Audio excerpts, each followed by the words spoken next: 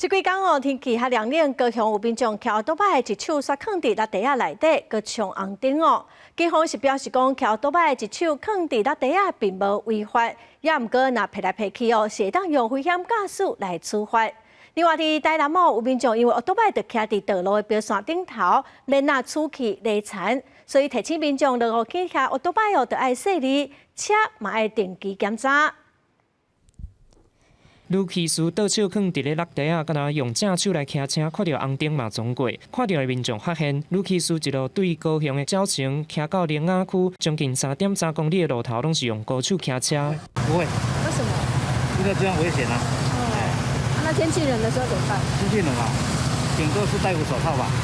用路人拢感觉真危险。警方表示，高手骑车案即摆法规无违规，但若是骑车无在摇来害去，出现水蛇受的行为，当用危险驾驶来处罚。初步判断，女性无危险驾驶，但是有其他4项的交通违规。显示相关影像，该部普重机车闯红灯与3次变换车道，未依规定使用方向灯，4项违规，共计16400元罚款。这几天南部除了低温也落雨，23顶部台南有民众骑奥多摆经过南区中华南路一段，对着道路标线，无细里刹到累残。人行道之类的吧，对啊，就或是路上那些线可能会比较滑一点，就尽量不要骑这样。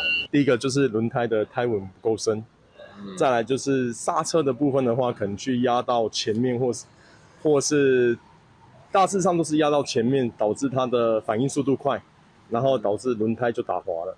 维修业者判断，累残的骑士应该是车链无密啊，搁加上有前链的手动，才会出去。提醒用路人湿冷的天气，经过人坎挂道路标线的时阵，爱细腻慢慢啊骑，也爱定期找车行检查车链，确保骑车的安全。记者综合报道。